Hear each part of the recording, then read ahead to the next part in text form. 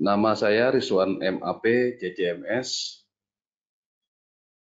Kebetulan saya berdomisili di Kalimantan Selatan, di Banjarmasin, tepatnya di Banjarbaru, Kota Banjarbaru. Pengalaman diklat yang pernah saya ikuti terkait dengan pengadaan barang dan jasa, diklat saksi ahli, pengadaan barang dan jasa pada tahun 2010 dan terakhir kemarin juga tahun 2017. Kemudian TOT-nya, Training of Trainer, tahun 2011 untuk tingkat pertama, TOT tingkat menengahnya tahun 2012, TOT peningkatan kompetensi ada beberapa kali yang diselenggarakan oleh LKPP, diklat pendampingan hukum, pengadaan barang dan jasa yang juga diselenggarakan oleh LKPP, kemudian salah satu penyusun modul untuk pengadaan barang dan jasa di desa di LKPP, diklat manajemen kontrak, dan yang terakhir kemarin alhamdulillah lulus TOT fasilitator tingkat lanjut. Nomor HP saya 0813 45 107681. Yang keduanya 0812 55 44 5878. Email saya azkiar@gmail.com.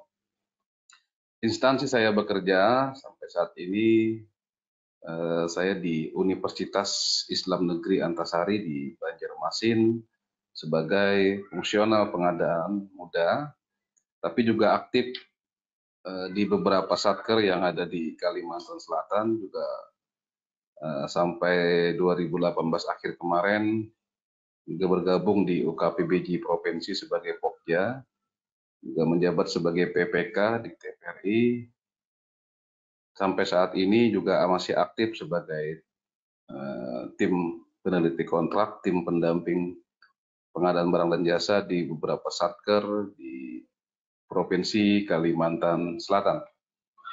Mungkin itu biodata singkat saya, Bapak Ibu sekalian.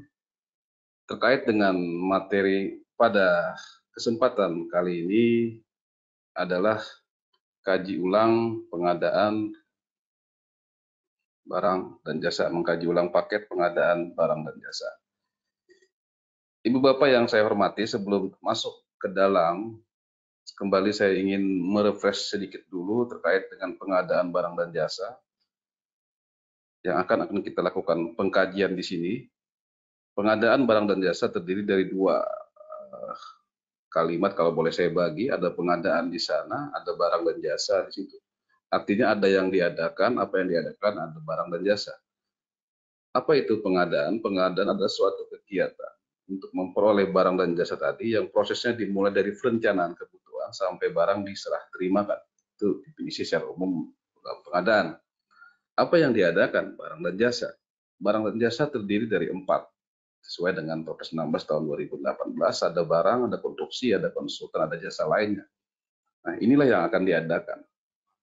Kemudian bagaimana cara mengadakannya? Dilakukan dengan dua cara, melalui penyedia atau melalui swakelola. Nah, kita akan masuk ke proses identifikasi kebutuhan, kemudian sampai dengan dilakukan pengkajian ulang terkait dengan pemaketan tadi. Saya coba buka ke slide dulu.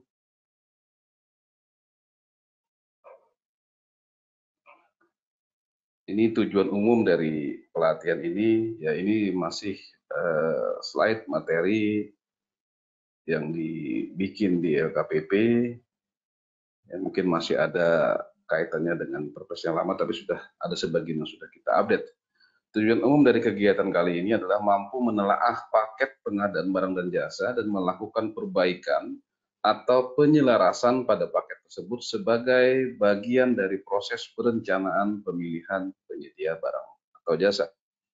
Tujuan khususnya menganalisis keselarasan paket pengadaan barang dan jasa dengan kebutuhan program kerja, kebijakan, dan kondisi terkini dan pasar.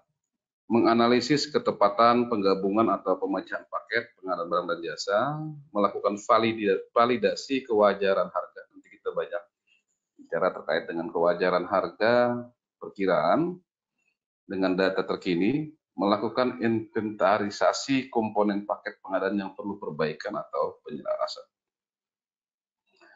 Ini gambaran umum dulu, ada strategi organisasi suatu perusahaan korporasi, kemudian ada strategi pengadaan secara fungsional. Alur prosesnya kita sama-sama tahu tadi, definisi dari pengadaan mulai dari identifikasi kebutuhan sampai dengan serah terima barang yang dihasilkan.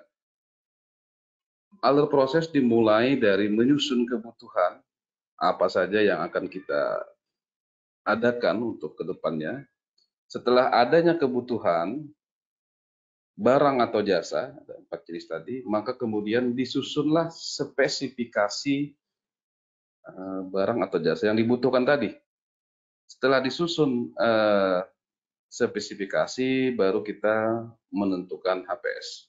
Nah, tiga proses inilah yang akan kita bahas terkait dengan pengkajian ulang paket pengadaannya.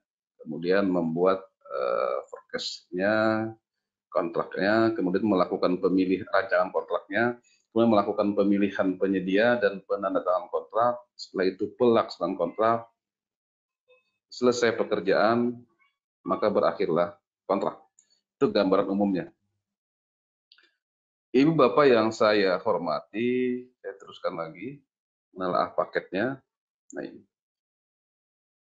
Secara umum, ada masukan, ada transformasi, ada keluaran. Masukan atau input paket pengadaan dari RUP, ada pertimbangan-pertimbangan dalam RUP terkait dengan pemaketan. Yang pertama adalah prinsip-prinsip pemaketan. Mungkin nanti ada larangan-larangan di sana terkait dengan pemaketan yang mungkin salah satunya kebijakannya memaksimalkan paket untuk usaha mikro kecil.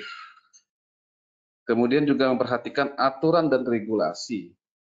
Yang ketiga, kebutuhan organisasi seperti apa. Yang keempat, kondisi terkini, pasar, aturan, dan regulasi strategi. Ini kalau kita kaitkan sedikit dengan kondisi yang terkini sekarang, adanya wabah COVID-19. Nah, ini penting nanti di dalam pelaksanaan pengadaannya. Yang kelima, ketersediaan budget anggaran atau rencana umum pengadaan. Setelah ada paket-paket pengadaan di RUP, maka kemudian tahapannya adalah kaji ulang paket pengadaan tersebut. Yang pertama, kesesuaian paket dengan aturan, kesesuaian paket dengan jenis pengadaan, kesesuaian paket dengan kompleksitas itu pekerjaan.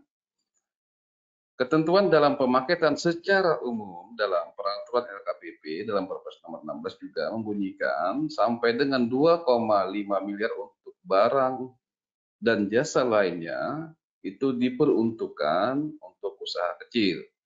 Kemudian pasal berikutnya untuk pekerjaan konstruksi masukan sultannya diatur oleh Kementerian Teknis terkait, dalam hal ini Kementerian PUPR. Sehingga terbitlah Permen PU nomor 7 tahun 2019 yang kemarin kita mungkin sama-sama tahu Bapak sekalian, ini sudah ada keputusan MA untuk dianulir bahwa isinya untuk konstruksi sampai dengan 10 miliar diperuntukkan digunakan untuk usaha kecil, di atas 10 miliar bahkan non kecil, untuk konsultan sampai dengan 1 miliar itu kecil. Walaupun sudah ada keputusan MA yang menganulir pasal tersebut. Namun secara prinsip dulu, ini contoh ketika menyesuaikan paket dengan ketentuan, dengan aturan. Komponen paket terdiri dari paket barang, paket jasa. Paket barang terdiri dari biaya keseluruhan atau total cost. Kemudian paket jasa, biaya personil dan non-personil. Paket barang dan jasa atau paket konstruksi terdiri dari perencanaan konstruksi, fisiknya, konstruksinya, ada perencana, ada fisiknya, ada manajemen konstruksi, dan yang jangan lupa ada pengelolaan kegiatan atau administrasi proyek. Kemudian baru dianalisis paket tersebut dengan alat SPM, proses portofolio, analisnya, risiko-risikonya, kemudian cost benefit analisisnya, decision priority-nya, dan lain-lain. Parameter memenuhi regulasi memenuhi regulasi sejalan dengan strategi pasar yang tersedia, biaya optimum, waktu yang efisien, kualitas yang baik, risiko yang terkendali. Kemudian baru proses memilih paket pengadaan barang dan jasa. Kenapa kita membahas ini, Bapak sekalian? Saat ini sering, terutama kawan-kawan praktisi, banyak permasalahan muncul ketika pelaksanaan pemilihan, baik itu tender atau seleksi, pelaksanaan kontrak, juga banyak permasalahan dan banyak berkecimpung, banyak bersinggungan masalah di situ atau hukum di situ. Poinnya ialah kalau dalam secara umum, rencanakan apa yang dilaksanakan, laksanakan apa yang sudah direncanakan. Salah satu tujuan dan kebijakan dalam pengadaan adalah sekarang ini memperkuat, memaksimalkan di perencanaannya dulu. Artinya matangkan perencanaan, benar-benar perencanaannya semaksimal mungkin supaya nanti ketika pelaksanaan betul-betul berjalan dengan baik. Memang kita hari ini fokus di pemaketan, tapi ada beberapa poin, beberapa hal juga yang ingin saya singgung dan sampaikan di sini. Saya berikan contoh satu hal saja. Salah satu perencanaan sebelum pemilihan, tugas PPK adalah menetapkan rancangan kontrak yang akan disampaikan ke UKPBD sebagai bahan dalam melakukan proses tender. Rancangan kontrak yang akan dijadikan kontrak ke depan. Nah, kelemahannya ya terkadang kebanyakannya ketika menyusun rancangan kontrak ada kekeliruan, ada kelemahan, ada kekurangan di sana. Sehingga ketika dituangkan ke dalam kontrak, dijadikan kontrak, rancangan kontrak yang belum maksimal tadi, kemudian dilaksanakan itu kontrak, pelaksanaan pekerjaannya, ada masalah dalam pelaksanaan kontrak, ketika dikembalikan ke dalam kontrak, aturannya yang tidak tegas, sehingga terjadilah sengketa kontrak. Banyak sekali sekarang itu terjadi sengketa atau permasalahan di dalam kontrak. Itu mungkin gambaran awal. Prinsip pengadaan dan pemaketan. Prinsip pengadaan asas aturan ketentuan hukum standar atau kunci utama atau pokok untuk dilaksanakan dalam proses pengadaan. Kita sama-sama tahu prinsip di dalam pengadaan efektif, efisien, transparan, terbuka, bersaing, adil, tidak diskriminatif, dan akuntabel. Prinsip di dalam pemaketan, proses menyatukan berbagai kegiatan atau jenis pekerjaan ke dalam suatu unit pekerjaan atau memecah kegiatan atau jenis pekerjaan menjadi beberapa unit pekerjaan. Ini prinsip dalam pemaketan.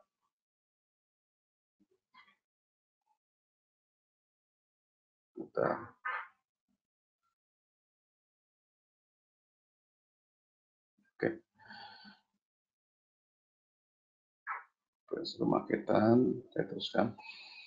Kebutuhan organisasi, kualitas dan inovasi, kemudian ketersediaan dan waktu pemenuhan barang, layanan dan tanggung jawab penyedia. Ini sangat penting, karena jangan sampai ketika barang sudah diserahkan, penyedianya sudah tidak bisa dikontak lagi, padahal barang tersebut mungkin perlu perawatan, perlu pemeliharaan. Nah, ini juga sangat ini salah satu kebutuhan dalam organisasi, yaitu layanan dan tanggung jawab penyedia dan biaya yang sesuai. Saya teruskan. Kebutuhan barang atau jasa pemerintah oleh pengguna anggaran sesuai dengan klasifikasi barang atau jasa sesuai Permen Q nomor 93, terdiri dari 1, belanja barang, belanja modal, dan belanja bantuan sosial serta belanja hibah. Jadi ada klasifikasi di sini. Kalau kita bicara mata anggaran ada 53, ada 52, dan lain-lainnya. Itu mungkin sesuai dengan Permen Q. Kalau nanti sesuai dengan Perpres 16, barang atau jasa terdiri dari 4, barang, konstruksi, konsultan, dan jasa lainnya. Kemudian di dalam strategi organisasi, pemerintah sesuai Undang-Undang Nomor 25 Tahun 2004 untuk Perencanaan Pembangunan Nasional visi dan misi pemerintah untuk organisasi profit. Saya perkecil dulu. Nah, ini saya rapikan dulu ini tampilannya. Oke.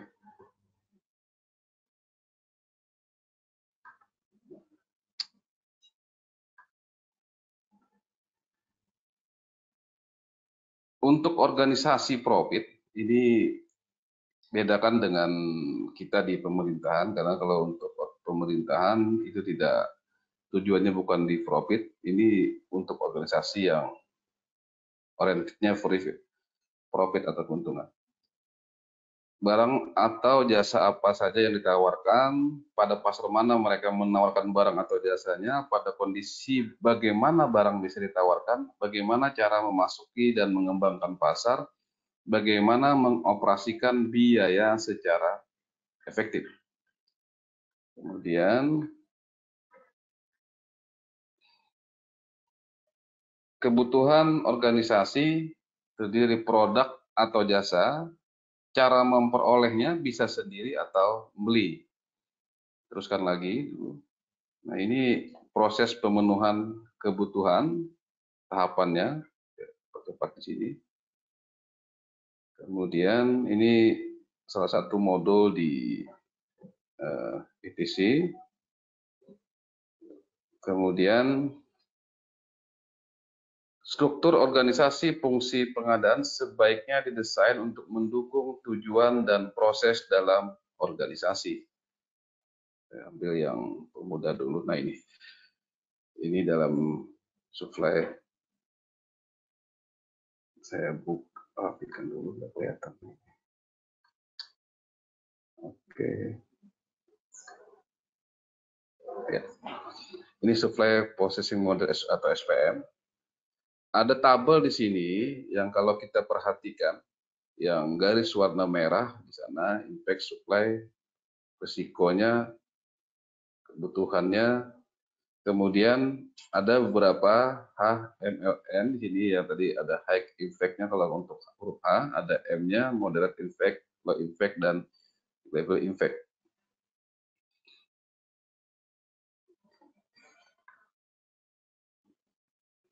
Nah, di sini baru kelihatan strategi dalam pengadaan.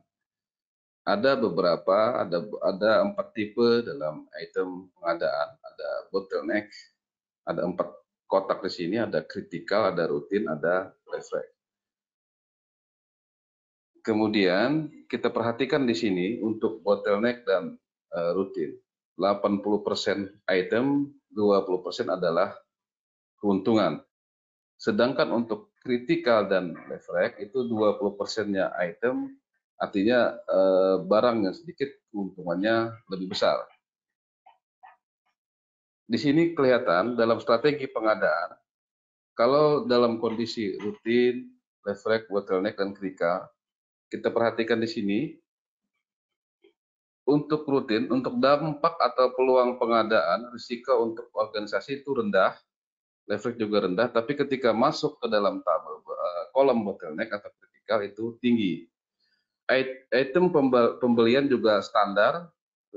Nah, kalau untuk di rutin juga standar, item pembeliannya, reflect juga standar. Untuk bottleneck ini sering tidak standar, tapi bisa juga standar sama dengan kritikal. Untuk jumlah penyedia, biasanya, atau bukan biasanya memang seperti ini, untuk rutin dan leverage itu jumlah penyedianya banyak, sedangkan untuk bottleneck dan kritikal itu jumlah penyedianya sedikit. Untuk tingkat pengeluaran di organisasi rendah, sedangkan untuk leverage itu tinggi, kalau bottleneck rendah juga di kritikal juga tinggi. Nilai bisnis organisasi bagi penyedia, artinya ketertarikan penyedia untuk mereka bisa berbisnis ke organisasi tadi, untuk rutin itu rendah. Nah, disinilah kadang-kadang ketika kita menentukan paket, kita harus bisa melihat kondisi paket kita itu apakah diminati oleh penyedia atau diminati tapi penyedianya sedikit. Ini juga perlu kita perhatikan. Seperti di Lefrek ini nilai F ini sangat tinggi, walaupun misalnya barangnya itu atau value-nya kecil, tapi karena memang barangnya banyak, paketnya banyak, sehingga ketertarikan P ini juga sangat tinggi. Di bottleneck juga rendah, dan sedangkan di kritikal tinggi. Nanti kita lebih bahas masuk ke dalam kondisi terkini. Kondisi terkini pada pengkajian ulang dipengaruhi oleh faktor regulasi terkait pengadaan dan kondisi pasar. Nah, ada dua kondisi terkini, dua sektor, ada organisasi profit dan sektor pemerintah. Di dalam organisasi profit, proses perencanaan pengadaan barang dan jasa terkini dilakukan segera setelah melakukan pemaketan. Artinya ketika sudah ada pemaketan langsung dieksekusi mereka. Dan untuk mengajukan proposal tidak membutuhkan waktu yang lama, prosesnya pun cepat. Sedangkan untuk sektor pemerintahan dari sisi anggaran, proses pengajuan anggaran di dalam RKA, KL untuk pemerintah pusat maupun RKSKPD membutuhkan waktu yang relatif lama, beberapa kali pembahasan. Ya mungkin sama-sama tahu ada pagu sementara, ada pagu indikatif, ada pagu definitif, ada UBUK. Sehingga baru ketika definitif baru menjadi RK itu belum menjadi DIPA. Nah, setelah keluar RKKL disetujui, baru mengajukan dokumen yang akan menjadi DIPA. Melihat dan setelah ada DIPA pun, di dalam sektor pemerintahan juga melihat dan meneliti kembali apakah rencana DIPA atau DPA tadi masih relevan atau tidak. Karena kalau kita melihat kondisinya, untuk 2020 pelaksanaannya, penyusunan anggarannya 2019. Kalau APBN seingat saya di bulan-bulan Mei itu sudah masuk ke pagu sementara. Sehingga ketika 2019 penyusunan anggarannya, pelaksanaannya di 2020 bisa jadi dari sisi biaya sudah tidak relevan lagi yang tercantum dalam DIPA. Nah, maka dilihat lagi DIPA atau DPA tadi. Yang berikutnya adalah ada kalanya biaya yang dicantumkan ternyata lebih rendah dibandingkan yang berlaku di pasar. Ini banyak kejadian ketika ada satu pengadaan di dalam penyusunan HPS ternyata harganya lebih tinggi yang mengakibatkan otomatis HPS lebih tinggi daripada pagu anggaran. Ini juga kondisi yang ada di sektor pemerintahan. Kemudian melakukan analisis pasar dulu. Ada nggak penyediaannya, barangnya banyak nggak di pasaran, atau mengkaji ulang. Ibu Bapak yang saya hormati, nah ini pada saat penyusunan rencana kerja anggaran KPD, kemudian masuk ke dalam RUP, Rencana Umum Pengadaan, yang di dalam RUP terdiri dari identifikasi kebutuhan, artinya barang apa saja yang akan kita butuhkan, kemudian perencanaan dan penganggaran, setelah itu kebijakan umum terkait dengan pemaketan, seperti apa ketentuan-ketentuan dalam pemaketan, seperti apa larangan-larangan dalam pemaketan, kemudian cara pengadaannya seperti apa, dan kita sama-sama tahu cara pengadaan itu ada dua, bisa melalui penyedia atau melalui swakelola. Nah, baru ke organisasi pengadaan atau yang sekarang istilahnya pelaku pengadaan. Kemudian penggunaan peraturan negeri PPDN. Setelah itu kerangka acuan kerja juga ada dalam RUP, kegiatannya apa, waktunya kapan dilaksanakan, speknya seperti apa, biayanya berapa. Ini pada saat penyusunan RKKL.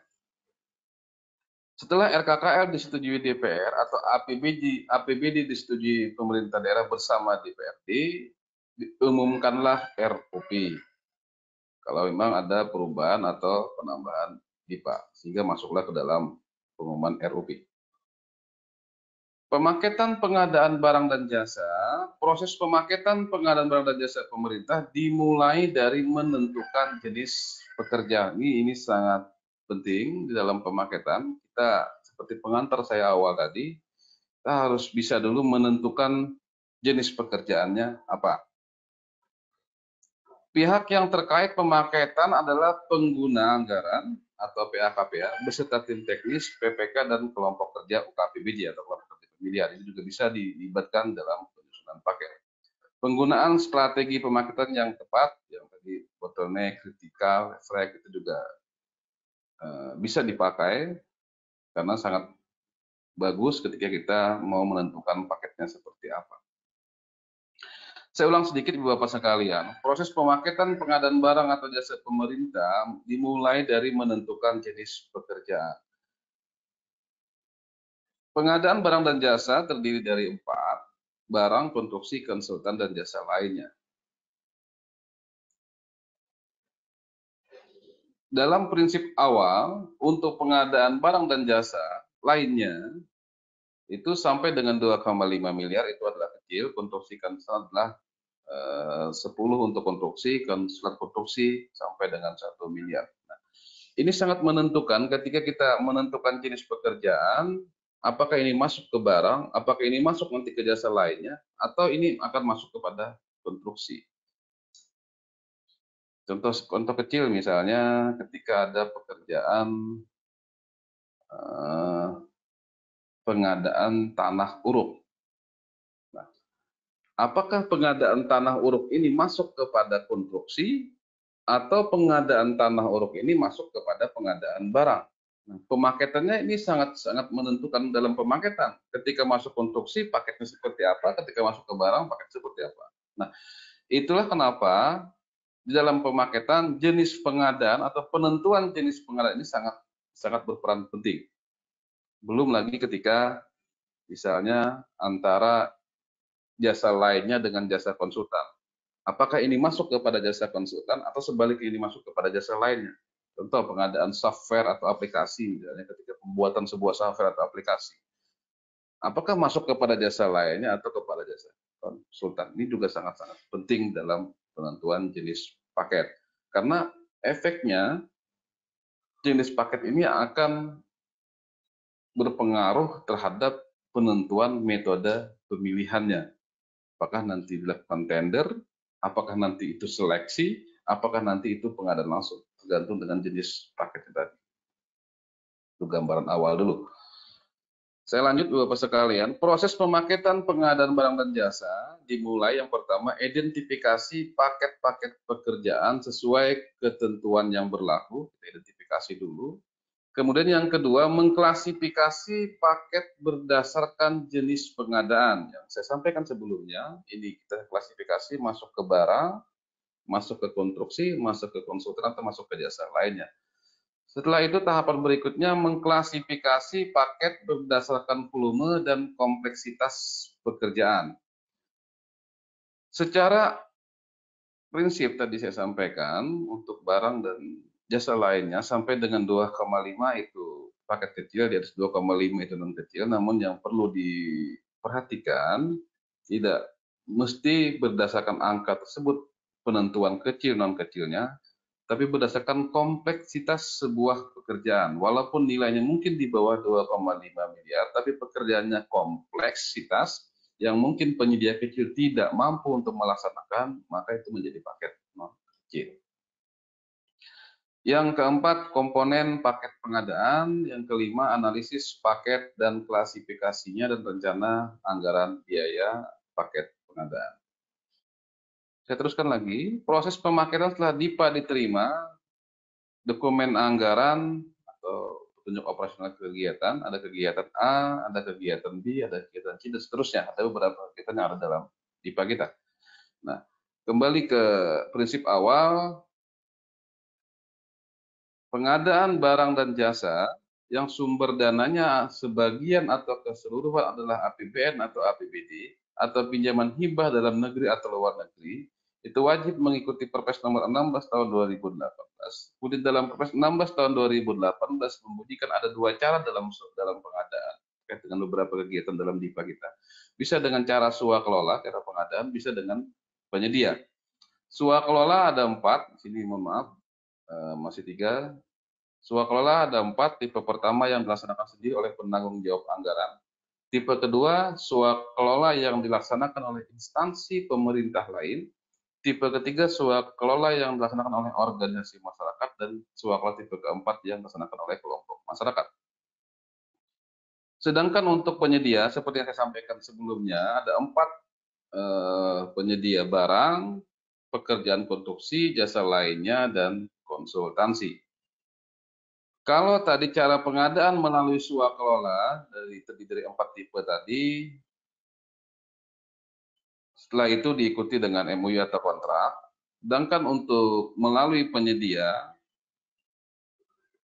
apapun itu pengadaan yang 4 tadi, bagaimana cara memilih penyedianya? Bagaimana cara memilih penyedianya dilakukanlah bisa dengan tender, ini mohon maaf masih lelang, dilaksanakan dengan tender, seleksi, atau non tender atau non seleksi, atau istilahnya pengadaan langsung atau penunjukan langsung. Kalau tender dilaksanakan oleh UKPBJ, kalau non tender oleh pejabat pengadaan. Kemudian ketentuan dalam pemaketan ini yang perlu kita perhatikan bersama ketika misalnya ada paket yang sudah ditetapkan dalam RUP, kemudian dikaji, perhatikan ketentuan dalam pemaketan. Ketentuan dalam pemaketan menetapkan pemaketan sebanyak-banyaknya paket usaha untuk usaha mikro dan usaha kecil serta koperasi kecil. Ketentuan pemaketan sesuai dengan Perpres nomor 16 tahun 2018 idealnya dilakukan pada saat mengajukan RUP ya memang. Artinya ketika menyusun RUP itu sudah dilakukan pemaketan. Nanti tinggal melakukan pengkajian saja. Ketentuan berikutnya ialah PA atau KPA wajib memperluas peluang usaha mikro dan usaha kecil serta koperasi kecil. Nilai paket PBJ pengadaan barang atau jasa lainnya sampai dengan 2,5 miliar itu diperuntukkan untuk usaha kecil. Nah, setelah pemaketan, maka kita menyusun harga perkiraan. Ada istilah sini validasi harga perkiraan. Tingkat keakuratan harga perkiraan dengan mengetahui karakteristik dasar estimasi biaya yang kredibel dan dapat dipertanggungjawabkan. Artinya harga yang disampaikan, harga yang kita tetapkan adalah harga yang dapat dipertanggungjawabkan. Dokumentasi ini sangat penting dalam penentuan validitas harga. Dokumentasi hasil penyusunan harga perkiraan melalui tahapan proses estimasi biaya yang tepat. Kemudian valid dengan benar akan menghasilkan paket pengadaan yang harga perkiraan dilakukan secara valid. Sangat penting ketika kita memvaliditas harga yang akan kita jadikan, kalau kalimatnya adalah HPS. Kemudian, Bapak sekalian, proses validasi harga perkiraan, yang pertama mengidentifikasi tugas yang jelas, yang kedua partisipasi luas dalam menyiapkan estimasi, yang ketiga ketersediaan data yang valid, struktur estimasi yang standar, yang kelima ketentuan untuk program yang tidak pasti, pengakuan atas inflasi. Juga perhatikan biaya-biaya yang dikecualikan, yang tidak boleh dimasukkan, yang tidak boleh dicantumkan. Yang kedelapan, review pihak independen atas estimasi yang dibuat. Saya teringat angka 8 ini ketika kami ada tender konstruksi, tahun ini masih berjalan, senilai 400 miliar. Perencanaannya, karena ini konstruksi, perencanaan dilaksanakan pada tahun 2017, tendernya dilaksanakan pada tahun 2019 akhir. Nah, 2017 sudah ada engineer estimate yang dihasilkan oleh konsultan perencana. 2019 ketika mau ditender, engineer estimate tadi sebelum menjadikan HPS harus direview lagi oleh konsultan MK atau manajemen konstruksi sebagai pihak independen. Bahkan kita minta bantuan lagi dari pihak perguruan tinggi negeri yang bisa membantu terkait dengan review-review estimasi harga tadi. Yang kesembilan, revisi atas estimasi perubahan program yang signifikan. Melakukan tindak lanjut kaji ulang. Setelah kita kaji ulang tadi, yang pertama, review yang antara lain strategi pengadaan yang berhubungan dengan strategi dan kebijakan organisasi. Yang kedua, supply positioning model bisa membantu mengembangkan strategi pengadaan organisasi. Yang empat tadi yang saya sampaikan sebelumnya. Yang ketiga, memutuskan pengadaan melalui satu segmen pasar atau banyak segmen pasar. Ini setelah kita lakukan kaji ulang. Hal-hal yang dikaji ulang, yang pertama adalah perubahan paket pekerjaan. Apakah paketnya ini harus digabung misalnya, atau paket ini harus dipecah-pecah misalnya, berdasarkan ketentuan regulasi yang ada. Pelaku kaji ulang ada pengguna anggaran, ada KPA. Usul kaji ulang di sini adalah PPK. Karena yang karena pemaketan ini ada di dalam RUP, yang menetapkan RUP itu adalah PA KPA, yang menyusun RUP adalah PPK. Perubahan jadwal kegiatan itu juga pelakunya PA KPA, yang menyusun PK.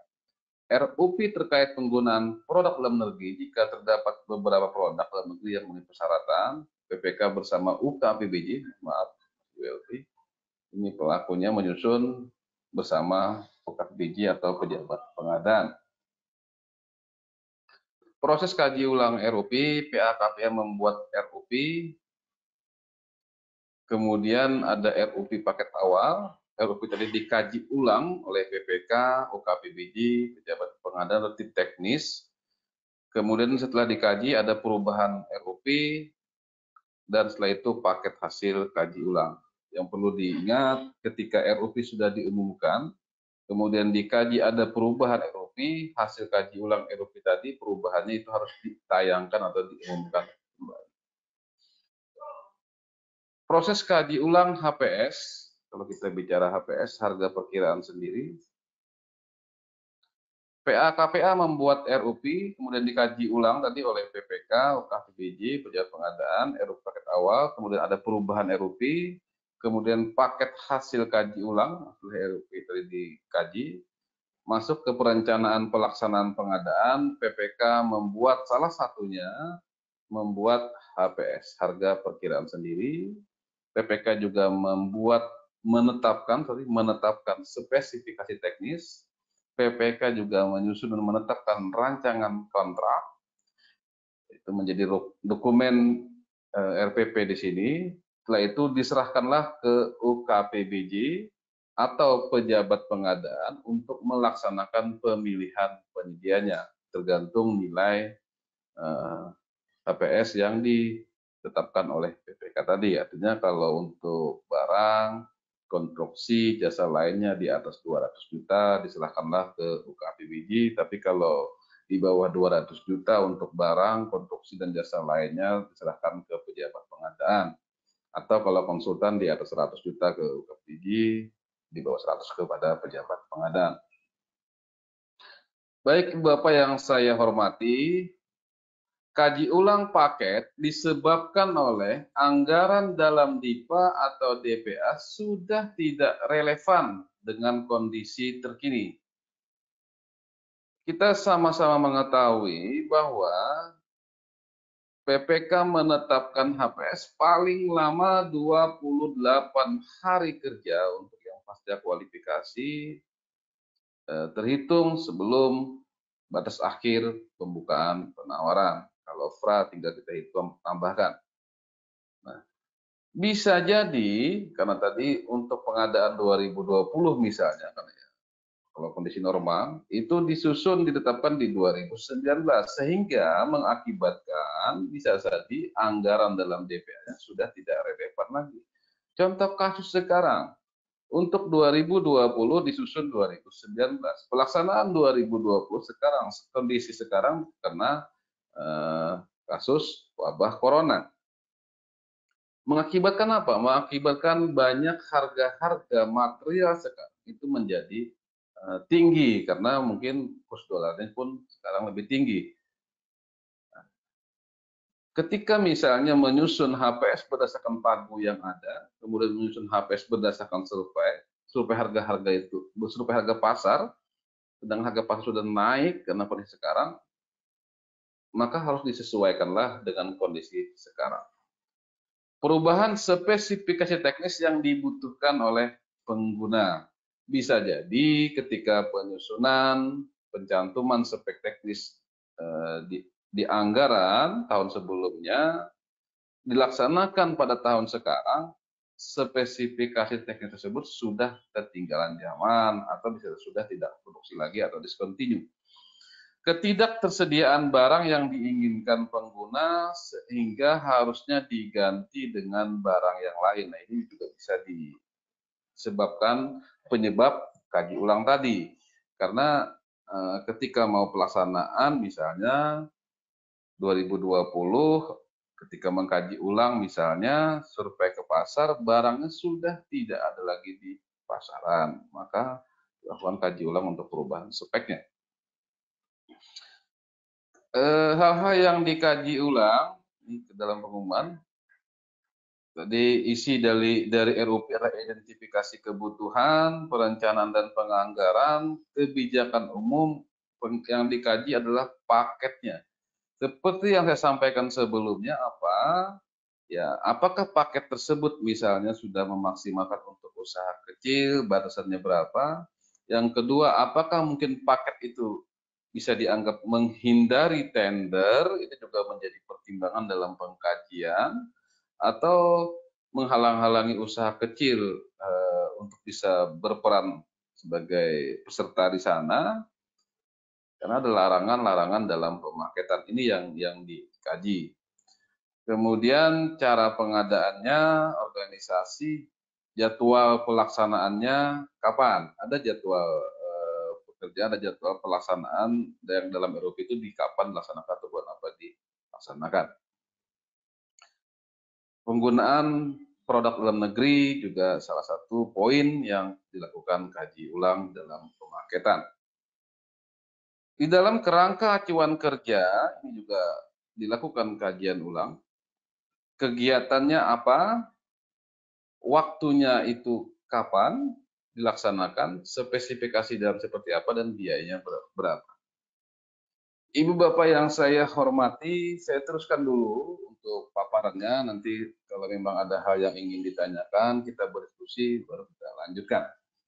Ini contoh-contoh di dalam pengadaan barang dan jasa. Ini contoh dokumen anggaran Satker Balai Diklat 10. Di sana ada kegiatan penyelenggaraan diklat, ada 10 kegiatan. Ini yang tercantum di dalam penganggaran. Cara pengadaan ada 2, setelah kita lihat dari 10 kegiatan, dilakukan dengan swakelola atau dilakukan melalui penyedia. Di sini 2 pilihan, bukan pilihan, dua cara dilaksanakan. Yang pertama, dilaksanakan cara swakelola sebagai pengelola diklatnya atau event organizer-nya. Dilaksanakan dengan, kita sama-sama tahu ada 4 tipe dalam swakelola. Yang tepat di sini adalah tipe 1, yaitu instansi penanggung jawab anggaran sebagai pelaksana. Mereka yang melaksanakan swakelola tapi sebagai bentuknya kepanitiaan, sebagai pengelola diklat dan sebagai event organizer. Di dalam kegiatan tersebut dipastikan ada barang, ATK, ada konsumsi, jasa lainnya. Nah, 2 item inilah karena ini bisa hanya penyedia bisa melaksanakan, maka dilaksanakan dengan cara melalui penyedia. Ketika dilakukan melalui penyedia di dalam pemaketan, kita identifikasi dulu, kita klasifikasi kepada jenis pekerjaannya. Di sini dicontohkan ada 2 jenis, ada barang, ada jasa lainnya. Atau begini, Ketika di dalam diklat tersebut ada yang dibutuhkan adalah ATK, ada konsumsi, ada modul. Nah, ketika misalnya ada ATK, kita kembalikan ke definisi barang. Barang adalah setiap benda bergerak tidak bergerak, berwujud tidak berwujud yang dapat diperdagangkan. ATK adalah benda tidak bergerak tapi berwujud dan diperdagangkan, maka otomatis di sini masuk ke dalam pengadaan barang. Jasa lainnya, catering, konsumsi. Ini jasa lain adalah suatu pengadaan yang intinya adalah mengutamakan adanya skillware atau keterampilan. Kemudian selain konsumsi yang dilakukan melalui penyedia, ada lagi di sini modul, memperbanyak modul. Nah, perlu dipahami juga di sini kalau memperbanyak modul, mengcopy, menjadi masuk kepada jasa lainnya. Tapi ketika penyusunan modulnya,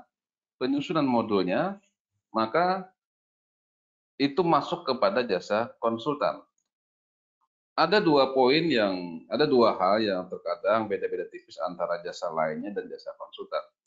Tapi ada intisari di sana. Kalau konsultan itu adalah suatu pengadaan yang mengutamakan adanya brainware atau olah pikir, sedangkan untuk jasa lainnya itu mengutamakan skillware atau keterampilan.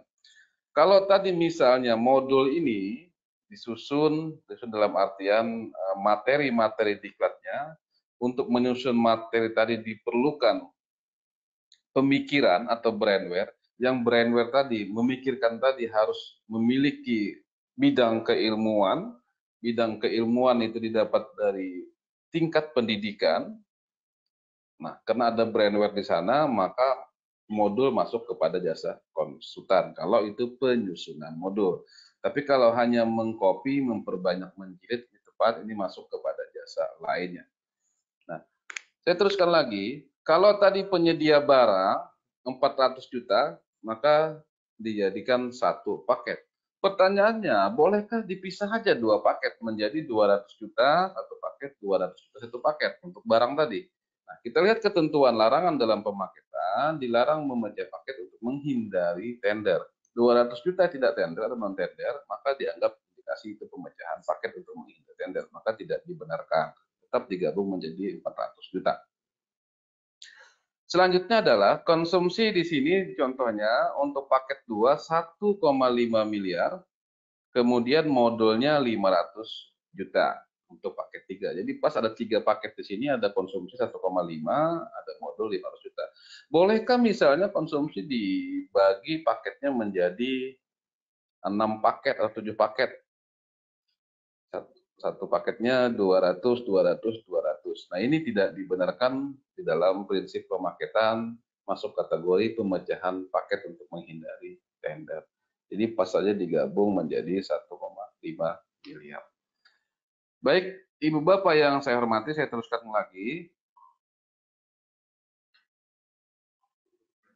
Nah,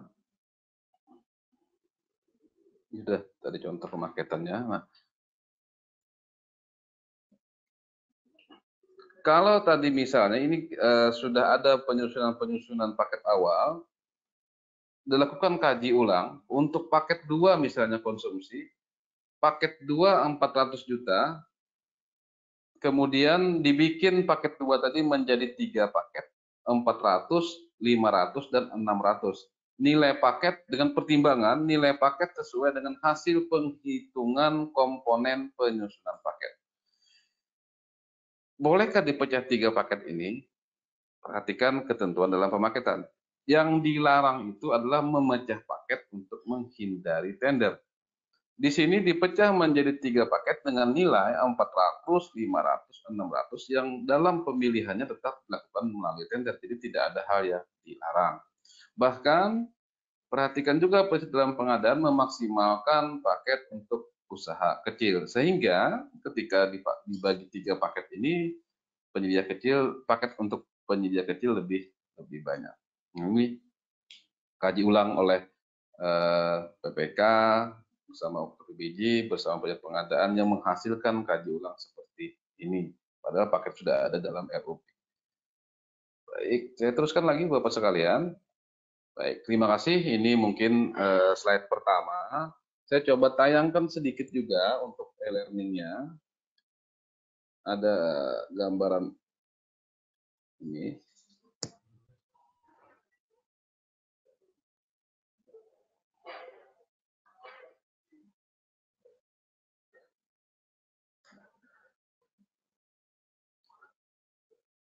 Oke, ini dokumen rencana kegiatan yang nanti dilaksanakan dalam pembelajaran dan dokumen RUP. Saya buka yang bab 2-nya dulu.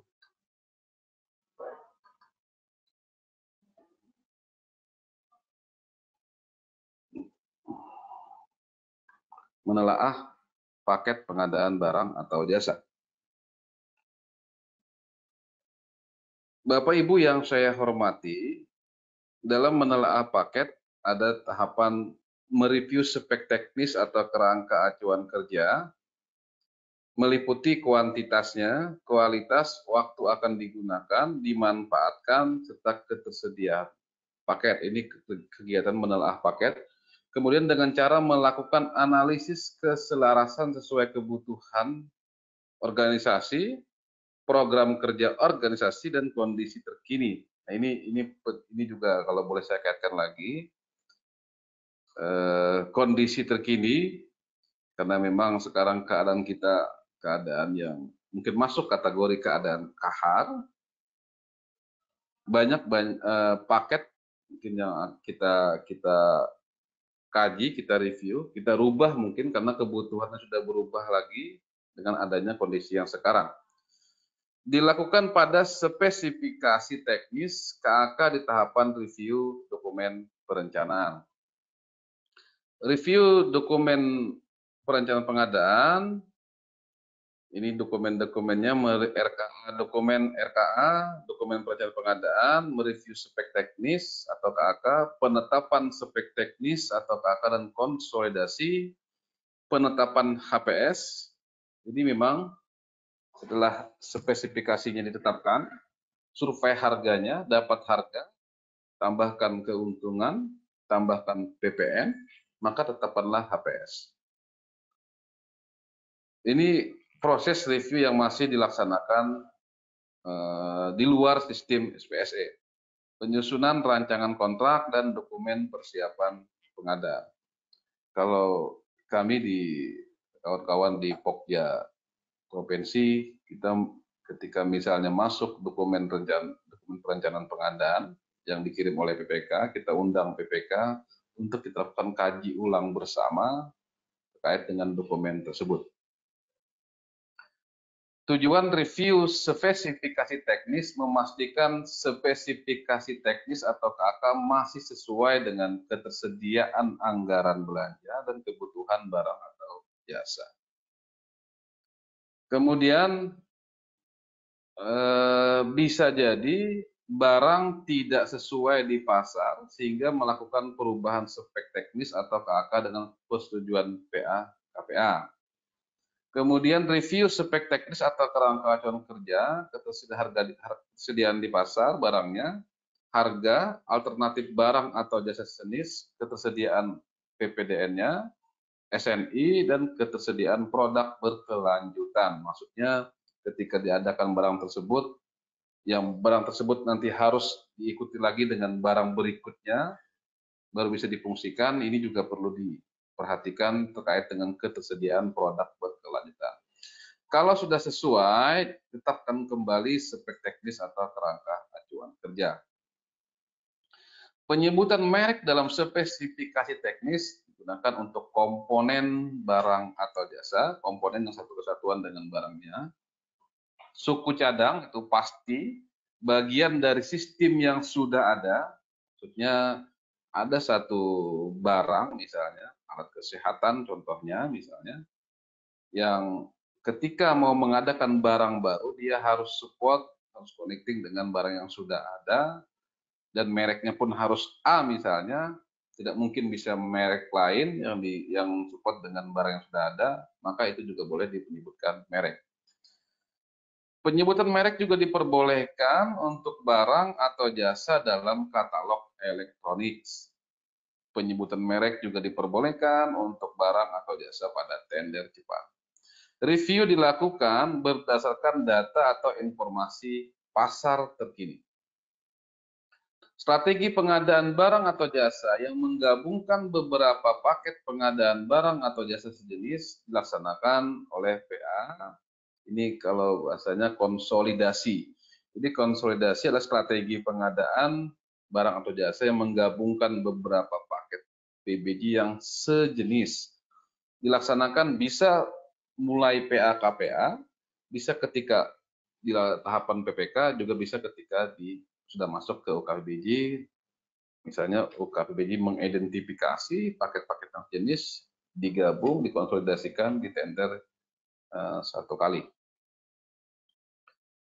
Kemudian, review dokumen perencanaan pengadaan, hasilnya ada data dan informasi paket PBJ yang sejenis, maka dilakukan konsolidasi, usulan perubahan pemaketan kepada PA-KPA, apabila PA-KPA tidak setuju dengan pemaketan konsolidasi tadi, maka Pokja PP melakukan proses pemilihan sesuai yang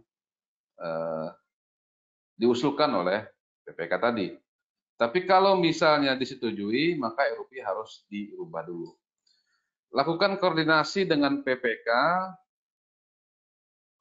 dalam melaksanakan strategi tender, strategi penggabungan beberapa paket sejenis jika terdapat indikasi yang sama, strategi penggabungan beberapa paket sejenis jika terdapat indikasi pemecahan paket menghindari tender atau seleksi.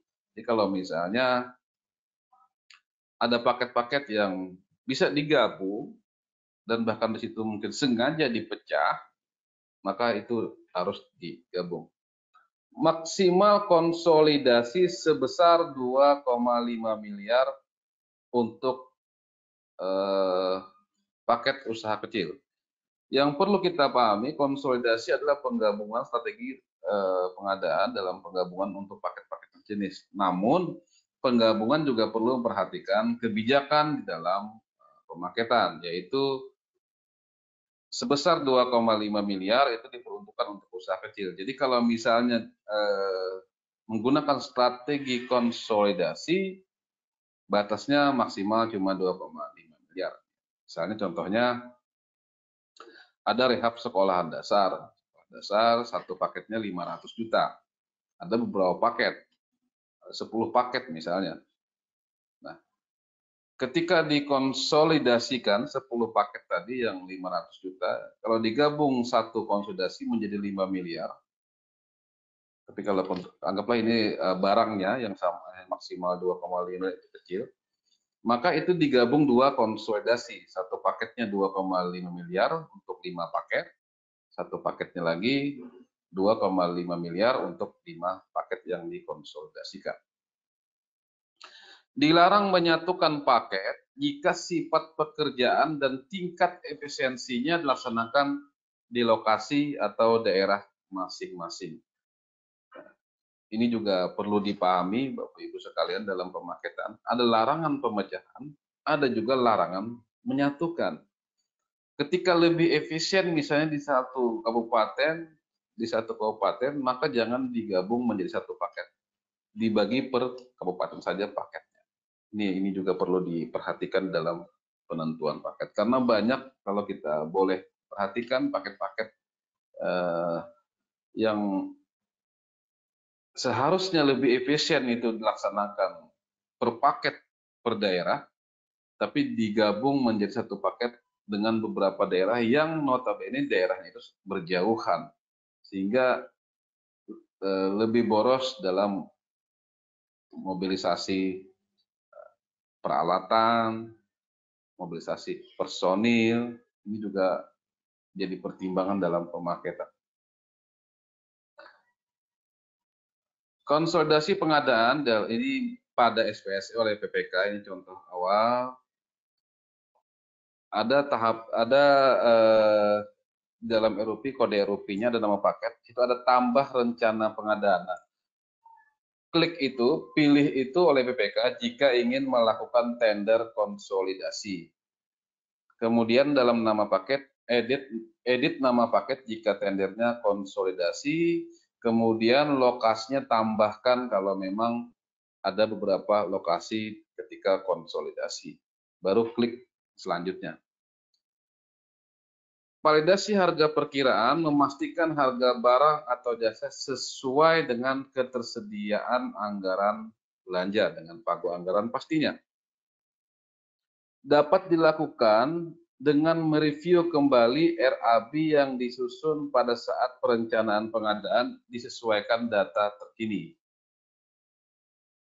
Jika diketahui ketersediaan anggaran yang disetujui tidak mencukupi, maka dapat mengusulkan alternatif spesifikasi teknis, mungkin dikurangi, KK-nya dirubah, atau revisi anggaran.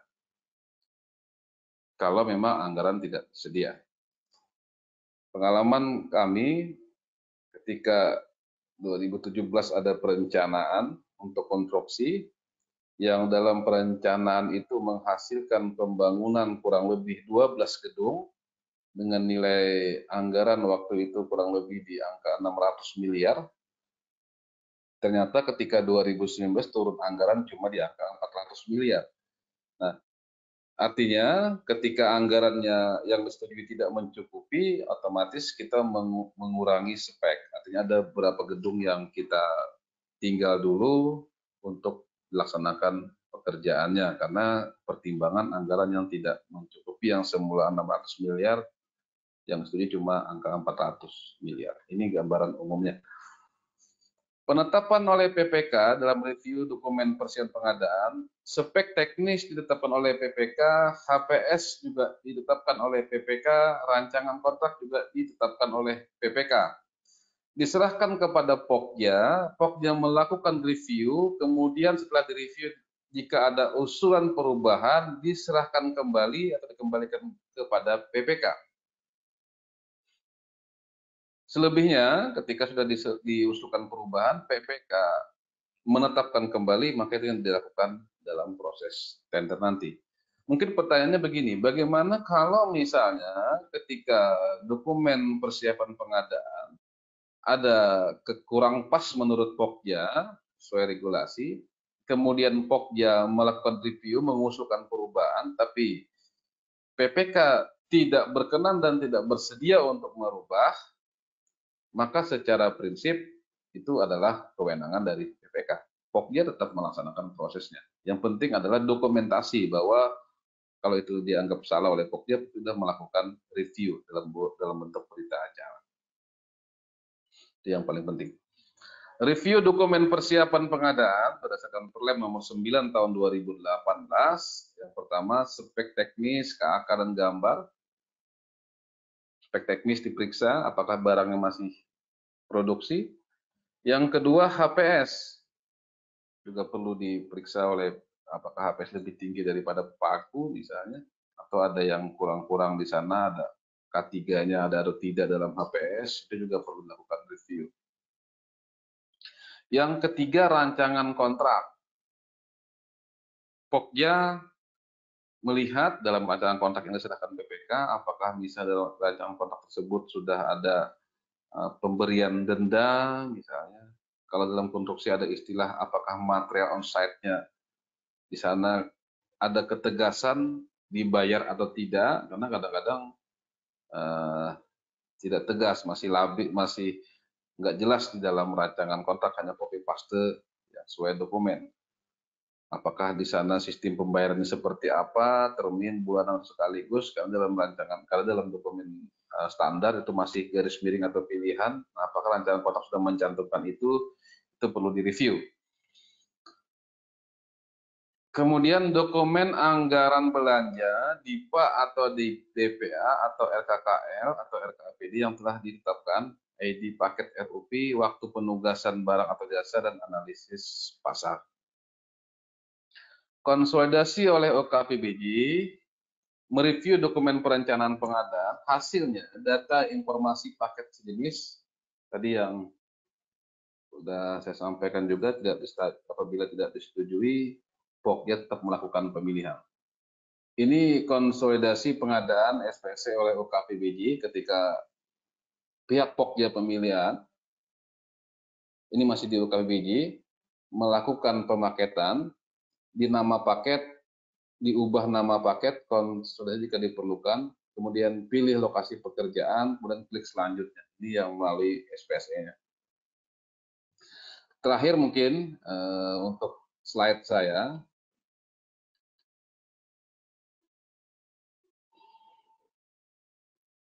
di bagian 3, tindak lanjutnya ketika sudah kaji ulang.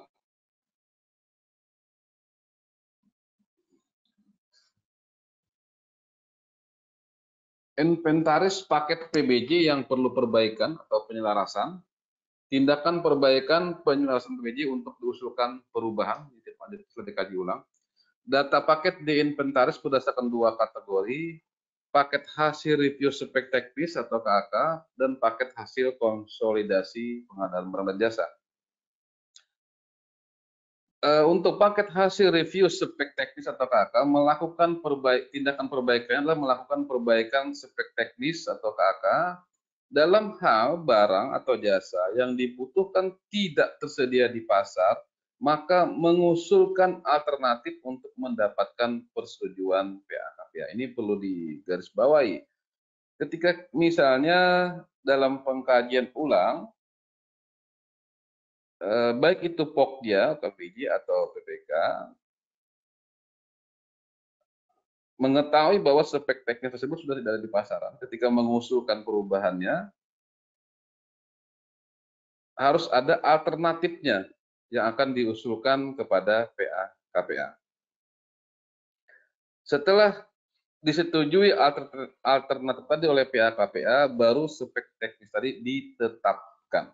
Jadi yang menetapkan untuk dijadikan dokumen tender itu adalah tetap PPK, tapi setelah mendapat persetujuan spek teknisnya oleh PA-KPA. Karena yang perlu dipahami, user atau pengguna itu adalah nanti di pihak PA-KPA.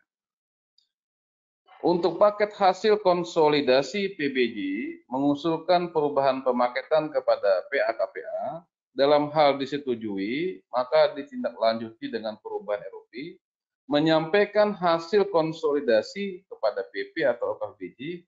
Untuk paket konsolidasi berdasarkan usulan KPBJ, maka menindaklanjuti usulan perubahan spek teknis KAK atau rancangan kotak, koordinasi dengan UKPBJ untuk pengadaan tender seleksi bersama atau tender itemize. Nah, ini kalau konsolidasi. Hasil review Pokja pemilihan, ini tindak lanjut PPK atas review dokumen persiapan oleh Pokja. Hasil review Pokja tadi diserahkan kepada PPK, kemudian PPK memberikan tanggapan atas hasil review tersebut, kemudian mempelajari usulan perubahan spek teknis, KAK, HPS, dan aturan yang kotak jika terdapat usulan, dipelajari apakah memang betul hasil review, melakukan perbaikan atas dokumen persiapan pengadaan jika dari hasil review ditemukan ketidaksesuaian atau terdapat usulan yang dapat diakomodir. Mengirim kembali dokumen persiapan pengadaan hasil perbaikan kepada Pokja pemilihan untuk melakukan proses pemilihan penyedianya. Baik, mungkin demikian Ibu Bapak sekalian, sekilas atau kurang lebih 1 jam lebih tayangan atau paparan slide saya. Silahkan kalau memang ada hal-hal atau poin yang ingin kita diskusikan, kita tanyakan, kita tanggapi bersama terkait dengan materi melakukan kaji ulang paket. Baik, untuk sementara saya serahkan kembali kepada Mbak Rami selaku moderator. Waktu dan tempat saya kembalikan. Terima kasih atas kesempatan dalam pemaparan. Saya tunggu kalau ada diskusi atau pertanyaan. Terima kasih. Assalamualaikum warahmatullahi wabarakatuh. Silakan Mbak Rami. Halo? Halo? Halo? Ya, Pak. Baik. Ya, gimana Pak Rizwan? Oke, silakan Mbak Rami, ini paparan sudah saya selesaikan. Silakan waktu tempat kepada moderator untuk bisa mendampingi seperti apa. Ntar saya buka dulu kalau ada pertanyaan. Seperti ada pertanyaan di sini. Oke, mungkin ada beberapa pertanyaan di sini.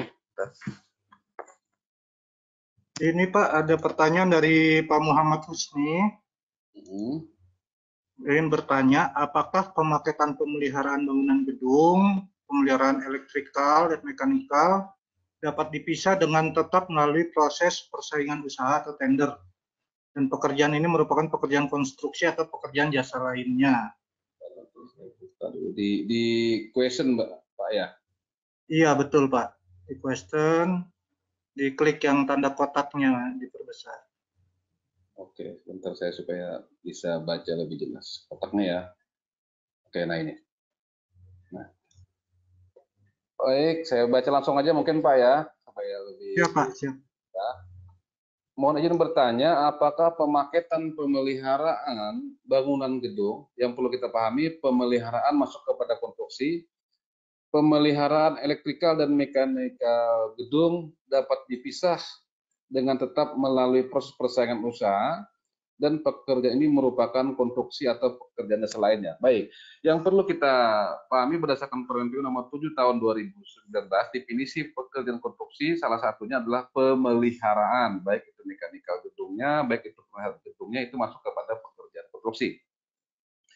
Terlepas mau dipisah dua, karena tadi kalimat ini apakah boleh dipisah dengan tetap melakukan proses tender, ini tidak ada tujuan untuk menghindari tender. Yang perlu diperhatikan salah satunya adalah satu kesatuan. Kalau memang pemeliharaan gedung tadi satu kesatuan, pekerjaannya dengan pemeliharaan elektrikal dan mekanikal, maka jangan dilakukan pemecahan. Tapi kalau memang terpisah, bisa dipisah dari sisi pertanggungjawabannya, silakan diperbolehkan untuk melakukan pembagian menjadi dua paket dengan catatan dan ketentuan tetap dilakukan kedua paketnya dengan proses tender, tidak ada pemecahan paket. Mungkin itu Pak Husni ya. Saya teruskan pertanyaan yang kedua. Saya langsung jawab aja Pak ya, dari Pak Edi Darmawan, Lumban Gaul. Oke. Apabila dokumen rencana pengadaan yang dikirimkan PPK ke UKPBJ baru sempat direview Pokja sebulan kemudian karena kesibukan Pokja, apakah PPK harus mengirim ulang dokumen rencana pengadaan karena mungkin tanggal penetapan HPS dikhawatirkan melewati 28 hari kalender pada saat pemasukan penawaran atau harga di pasar sudah berubah. Baik Pak Edi Darmawan, terima kasih dulu atas pertanyaannya. Yang jadi keheranan dari saya, sampai 1 bulan Pokja belum mengutak-atik atau mereview apakah mungkin karena kebanyakan paket yang masuk, keterbatasan SDM-nya sehingga menumpuk paketnya, jadi tidak bisa langsung direview. Kalau boleh sedikit saya contohkan, kalau di kami kita ada SOP-nya ketika dokumen persiapan masuk ke UKPBJ itu paling lama 5 hari apa 3 hari saya lupa, itu sudah ada feedback atau kita kembalikan ke PPK, tanggapi ke PPK, apakah ada perubahan, apakah kita undang dia untuk review, jadi tidak sampai 1 bulan kita batasi untuk paket itu. Nah, kalau seperti ini kejadiannya, sudah 1 bulan lebih atau sebulan nanti 30 hari belum direview, artinya kalau belum direview berarti belum ditender, sehingga ketika tender ada pengumuman, ada unleashing, ada pembukaan, otomatis HPS yang tadi awalnya disampaikan ke UKPBJ otomatis sudah lewat dari 28 hari. Maka tepat yang disampaikan oleh Pak Edi, apakah dokumennya kita kirim ulang? Kalau memang secara prinsip dokumen rencana pengadaan itu kan isinya tidak hanya HPS, ada rancangan kontrak, ada HPS, ada spek. Ya, yang pasti HPS saja yang kita sesuaikan dengan kondisi yang terupdate atau terbaru, karena bisa jadi sudah lewat dari 28 hari. Kalau yang lain tidak ada perubahan, ya HPS saja yang kita ajukan, masukkan ulang lagi karena sudah melewati 28 hari. Yang perlu dipahami dulu adalah kenapa HPS itu ditentukan paling lambat ditetapkan 28 hari. Itu kita perlu pahami dulu. Salah satu tujuannya adalah supaya harga yang ditender, harga yang akan dilelang, harga yang diseleksi itu adalah harga terbaru. Sehingga apa? Harga terbaru otomatis penyedia berani untuk menawar. Karena apa? Kalau harganya sudah lama, yang bisa terjadi harga itu sudah harga jauh daripada harga pasar, jauh di bawah harga pasar, sehingga apa? Sehingga penyedia tidak bersedia, tidak mau untuk menawar. Karena ya tidak mungkin penyedia mau bekerja tanpa ada untung, sedangkan harga sudah di bawah pasar. Akibatnya adalah proses tendernya akan terjadi kegagalan. Itu makna 28 hari, jangan sampai penyedia tidak mau menawar karena harga sudah jauh daripada harga pasar sehingga tendernya gagal. Jadi saya simpulkan, kalau sudah lewat 28 hari, ya terpaksa kita lakukan perubahan lagi HPS tadi. Apakah dilakukan survei lagi? Ya paling tidak kita harus mengetahui lagi apakah harga di HPS kita masih harga update. Tapi kalau memang harganya sudah tidak ada berbeda, tetap seperti itu, ya tanggal saja yang diganti. Mungkin itu Pak Edi ya. Kemudian untuk Pak pribadi, file slide, oke, nanti dikirim. Kemudian dari Pak Ari, mohon di-share kalau ada format terkait kaji ulang yang dilakukan oleh PPK sehingga bisa digunakan sebagai panduan dalam melaksanakan tugas PPK, juga sebagai bahan untuk menyusun portofolio untuk uji kompetensi. Bagus Pak Ari, nanti saya share ke panitia ya. Jadi saya share ke panitia, sebenarnya di beberapa mungkin di web pun ada sebenarnya di Google, cuma nanti saya share lah ke panitia. Mungkin panitia yang akan men-share ke Pak Ari untuk format-format terkait dengan kaji ulang. Walaupun secara prinsip juga format bakunya tidak ada, silahkan sesuaikan saja, tapi contoh-contohnya nanti saya kirim. Mohon diingatkan oleh Pak tim Pak Andi untuk diingatkan saya untuk mengirim format-format tersebut, karena keseringan saya kelupaan ketika sudah selesai kalau tidak diingatkan. Saya teruskan lagi ke Pak Ari, apabila hasil review dengan Pokja PPK, ini yang saya sampaikan sebelum tadi, tidak berkenan untuk merevisi apa yang harus dilakukan Pokja, apakah tetap melakukan proses pemilihan? Yang perlu kita pahami ialah bahwa untuk kewenangan menetapkan spek, kewenangan menetapkan HPS, kewenangan menetapkan rancangan kontrak itu ada di pelaku pengadaan, yaitu PPK. Pokja dalam hal ini hanya melakukan review. Review hanya menghasilkan usulan kalau memang yang dirubah. Yang namanya usulan bisa disetujui, bisa juga tidak. Nah, ketika ditetapkan oleh PPK sesuai dengan yang dikehendaki oleh PPK, padahal itu tidak tidak mengikuti sesuai review yang oleh Pokja, ya tetap kita ya lakukan proses pemilihan. Yang penting adalah kita sudah ada dokumentasi, bukti, kita sudah melakukan review terhadap dokumen persiapan tersebut. Artinya apa? Artinya kalau memang nanti ada kesalahan, ada kekeliruan, di situ Pokja sudah lepas tanggung jawab, sudah mengusulkan, tapi PPK yang tidak berkenan. Mungkin seperti itu Pak Arya. Kemudian dari Ibu Me Susanti Harahap, mohon masukan Pak, contoh kasus pada belanja operasional kantor untuk belanja ATK misalnya nilai pagunya 230 juta, namun belanja belum bisa dirinci karena operasional ATK setiap bulan berbeda-beda kebutuhan baik volume maupun jenis. Maka belanja bisa setiap bulan atau harus melalui seleksi atau lelang. pengadaan barang dan jasa, masih dulu Mbak Bu Mai pertanyaannya, pengadaan barang dan jasa, saya tanggapi, adalah proses identifikasi kebutuhan sampai dengan barang dan jasa yang terimakan. Awalnya adalah identifikasi kebutuhan. Kapan kita mengidentifikasi kebutuhan? Ketika dalam tahapan perencanaan pengadaan, penyusunan RUP. Kapan RUP itu disusun? Ya, ketika penyusunan bersamaan dengan RKKL untuk APBN. Kapan RUP diumumkan? Setelah RKKL disetujui.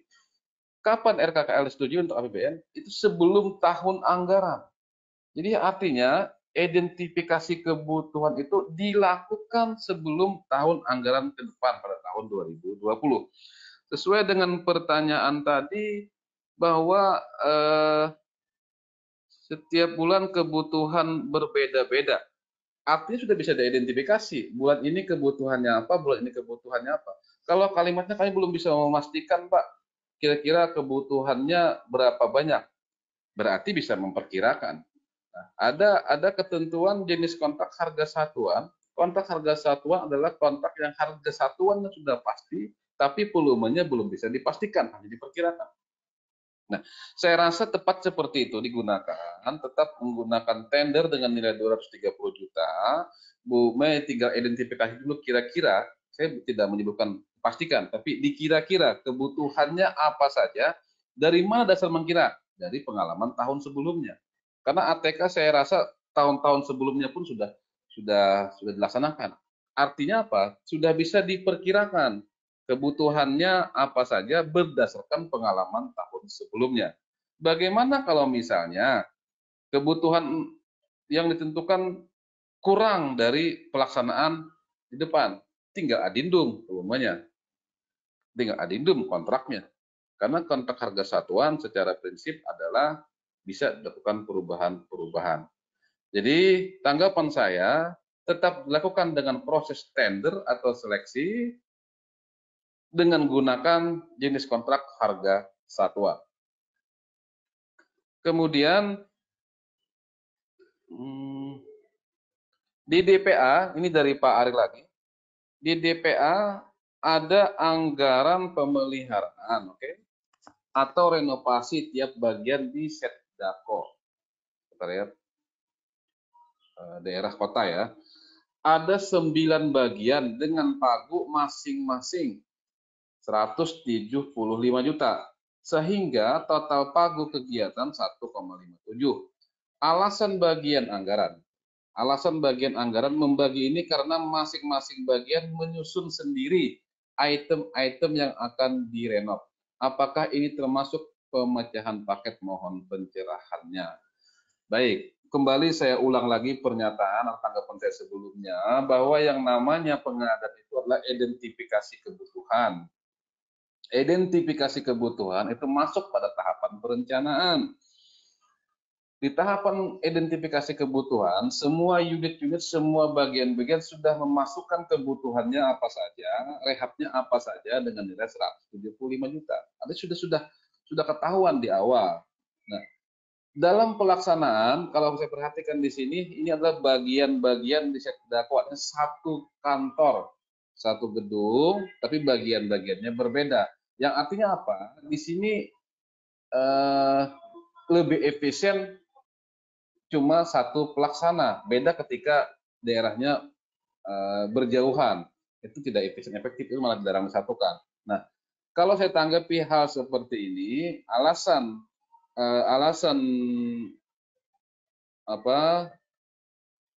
bagian-bagian menyusun sendiri itemnya tidak masalah. Silakan, memang kebutuhan itu user yang menyusun sendiri kebutuhannya apa saja, tapi ketika sudah masuk ke dalam perencanaan pengadaan DRUP, tinggal digabung satu paket nanti. Paketnya satu, tapi pelaksanaannya nanti perbagian-perbagian dengan 1,57 miliar. Jadi jangan dipecah menjadi 175 dengan pertimbangan ini masih dalam satu gedung. Ini bisa masuk kategori nanti pemecahan paket untuk menghindari tender. Oke, itu mungkin ya. Oh ini bukan Bapak ya, Ibu ya. Mohon maaf Bu ya. Ibu Ari Kalpi Kaningtyas ya. Itu mungkin Bu ya tanggapan atau masukan dari saya. Mohon maaf kalau memang masih ada yang kurang berkenan. Secara prinsip seperti itu yang saya sampaikan. Intinya ialah dalam pemaketan hindari pemecahan paket untuk menghindari tender. Jangan dilaksanakan untuk menghindari tender. Kalau yang Ibu sampaikan tadi untuk set dapur tadi 175 juta dibagi per bagian-bagian yang otomatis berdekatan dengan alasan masing-masing bagian akan menyusun sendiri, ya tidak masalah. Silakan bagian menyusun sendiri itemnya apa saja, tapi paketnya tetap di satu. Oke, ini mungkin pertanyaan terakhir. Kelihatannya semua sudah pertanyaan semua sudah saya jawab. Baik, pertanyaan sudah saya jawab semua dan tidak ada lagi pertanyaan. Jam 3.30. Oke, ada satu lagi pertanyaan yang saya tunggu nih. Baik, ini dari Pak Edi ya. Bagaimana? Oke, nah ini menarik pertanyaan. Bagaimana cara menentukan personil inti untuk suatu paket pekerjaan konstruksi? Misalnya ada paket pekerjaan pembangunan gedung asrama sekolah. Di dalam RAB ada juga pekerjaan pagar, pekerjaan taman, dan lain-lain. Dan atau SKA dan atau SKT apa yang diperlukan. Yang perlu dipahami dulu, Bapak Ibu sekalian secara umum, personil inti adalah personil, perlu dipahami, personil inti adalah personil yang akan ditugaskan di pelaksanaan proyek, pelaksanaan pekerjaan. Personil inti, bukan pekerja ya. Ini personil inti, kalau tukang itu nggak masuk, ini personil inti. Sesuai Permen PU nomor 7 tahun 2019, untuk paket kecil itu tidak diperbolehkan mensyaratkan persyaratan SKA. Perlu dipahami, karena masih banyak paket-paket kecil syaratnya SKA. Ya, kecuali memang pekerjaan itu kompleks yang memang harus memerlukan keahlian. Saya garis bawahi, memang pekerjaan tersebut harus memerlukan personil yang memiliki SKA. Yang kompleks pekerjaannya. Tapi kalau pekerjaannya di sini hanya pagar, taman, cat, saya kira tidak perlu persyaratan SKA. Itu kalau kecil. Kalau non kecil pun, persyaratan tenaga ahli personil manajerial itu tidak boleh mensyaratkan satu orang memiliki lebih dari satu keahlian. Cukup satu. Cukup satu, karena banyak yang mensyaratkan SKA-nya satu orang memiliki 3 keahlian, itu juga tidak dibenarkan. Nah, terkait dengan personel tadi ada personel manajerial yang jelas sesuai kebutuhan saja, pelaksana lapangan misalnya satu site manajernya, untuk personel manajer satu pelaksana lapangan. Untuk keahlian untuk SKT apa saja yang diminta sesuaikan. Ya kalau untuk gedung asrama pelaksana lapangan berarti cuma pelaksana SKT pelaksana gedung misalnya. Cukup itu saja ya. Jadi perlu dipahami personil inti itu adalah personil utama. Jangan mensyaratkan misalnya SKT tukang cat, SKT tukang pasang, tukang beton, tukang apa, tidak perlu, itu bukan personil inti namanya.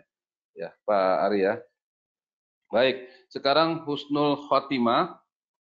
Saya tanggapi lagi, bagaimana untuk melakukan pemaketan untuk kegiatan operasional, misalnya untuk pengelolaan sampah limbah B3 di Rumah Sakit Umum Daerah, bagaimana kami melakukan pemaketannya? Oke, baik, Ibu Bapak Husnul Khotimah, apakah ini Bapak Ibu, tapi Husnul Khotimah gitu aja, Ibu Husnul.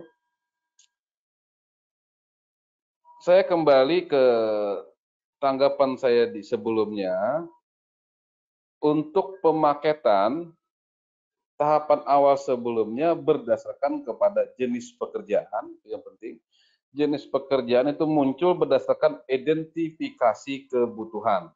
Di dalam identifikasi kebutuhan itu pasti muncul kebutuhannya apa saja.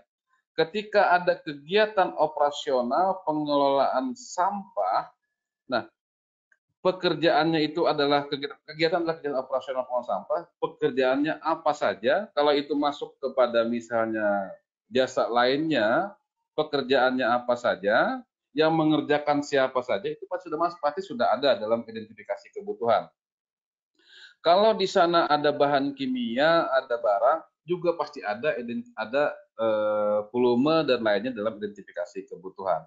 Tinggal nanti dalam pemaketannya, ketika itu kita masukkan dulu ini masuk kepada barang misalnya, kemudian ini masuk kepada jasa lainnya misalnya, maka tinggal kita paketkan. Ketika ini masuk barang, nilainya apa saja barangnya menjadi satu paket. Kalau misalnya di sana ada operasional tenaga kerja, masuk kepada jasa lainnya. Kalau menggunakan tenaga kerja yang pembersih sampah misalnya, maka masuk kepada jasa lainnya. Nah ini cara-cara pemaketannya. Jadi saya ulang kembali, pemaketan itu berdasarkan jenis pekerjaannya, apakah barang atau jasa lainnya. Jenis pekerjaan muncul berdasarkan identifikasi kebutuhannya.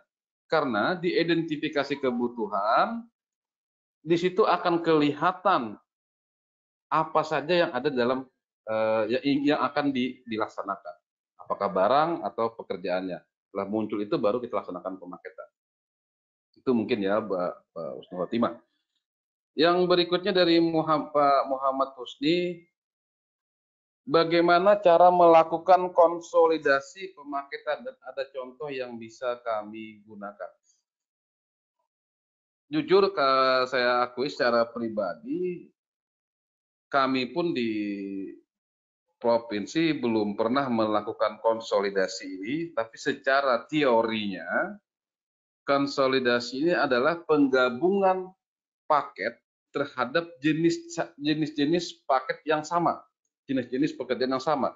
Ketika misalnya ada rehab konstruksi, ini ada rehab konstruksi, paketnya sama, maka dikonsolidasikan, digabung menjadi satu paket.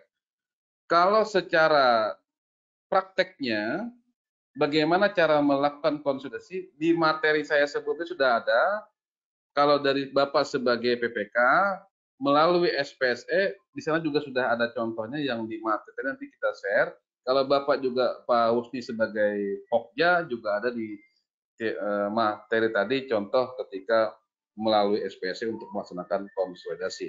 Poinnya ialah konsolidasi adalah strategi penggabungan beberapa paket yang sejenis. Dilakukan tender satu kali untuk beberapa paket yang sejenis. Dengan angka maksimalnya, perhatikan juga konsolidasi tetap melihat kepada paket peruntukan untuk usaha kecil yaitu 2,5 miliar. Itu mungkin ya Pak Husni. Kemudian saya teruskan lagi ke Mbak Husnul Khotimah lagi nih. Oke. Apakah boleh kami melakukan dengan kontrak payung untuk efisiensi proses pengadaannya setiap tahunnya?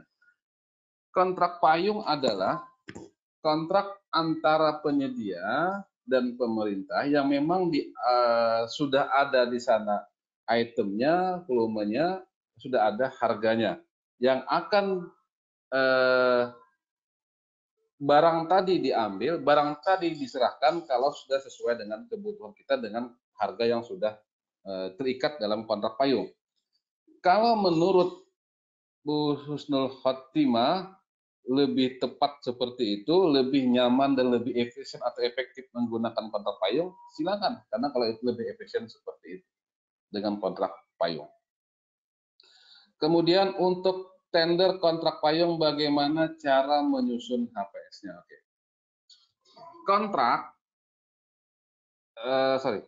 Kontrak adalah jenis-jenis kontrak adalah kontrak lamsam, harga satuan, gabungan, kontrak terima jadi, dan kontrak payung untuk barang, konstruksi dan jasa lainnya. Ini jenis kontrak.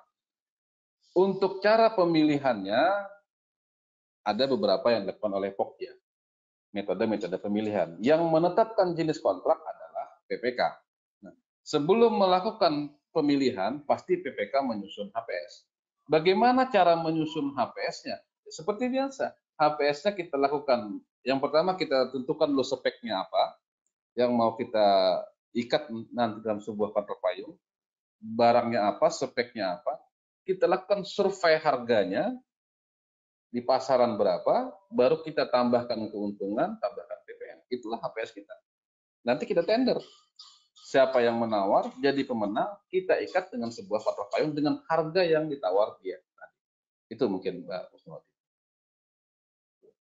Oke, nah ini lagi Mbak Usnawati. Pekerjaannya adalah pengangkutan dan pemusnahan masuk jasa lainnya Bapak. Oke, berarti pengangkutan dan pemusnahan. Ya, masuk ke jasa lainnya ya tinggal satu paket. Atau jasa lainnya pun bisa dibagi dua paket. Pengangkutan satu paket, pemusnahan satu paket. Kalau memang secara survei pasarnya, penyedianya berbeda antara yang memusnahkan dan mengangkutkan. Kalau saran dari saya untuk paket ini, gunakan kontrak harga satuan saja. Volumenya seperti apa? Lihat pengalaman tahun sebelumnya. Pembayarannya bagaimana? Ketika dia mengangkut, berapa kali dia mengangkut, kita bayar sesuai volume yang diangkut. Atau berapa volume yang dia musnahkan, kita bayar berapa yang dia musnahkan. Karena kontrak harga satuan dibayar berdasarkan hitungan pekerjaan yang dia laksanakan. Kalau saran ya, itu menggunakan kontrak harga satuan lebih mudah. Kemudian dari Pak Edi berikutnya, karena PPK atau Pokja sering disanggah oleh perusahaan penawar dengan tuduhan persyaratan SK atau SKT yang berlebihan, padahal maksud PPK adalah agar pekerjaan tersebut benar-benar dikerjakan oleh yang memahami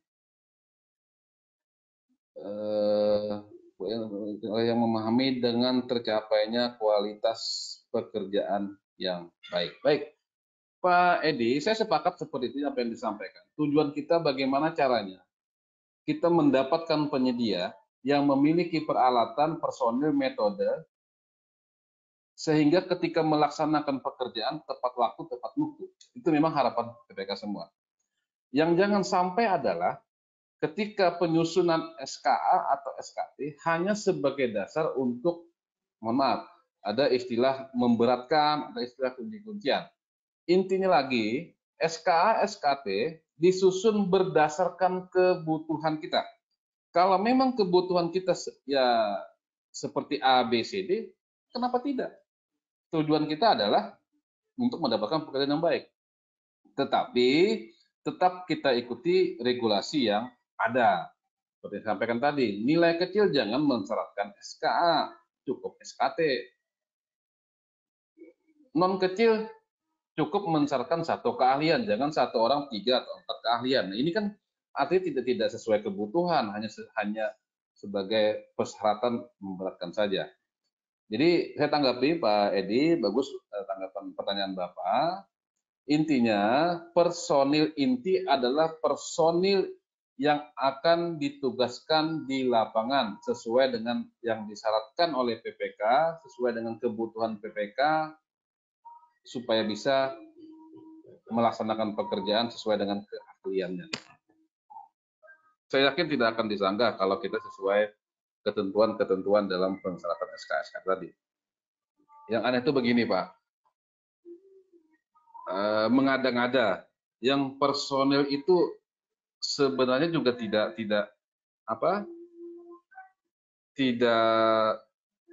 dibutuhkan di lapangan, tapi dipersyaratkan.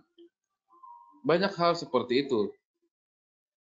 Misalnya contoh, ada pekerjaan jalan, tapi mensyaratkan SKT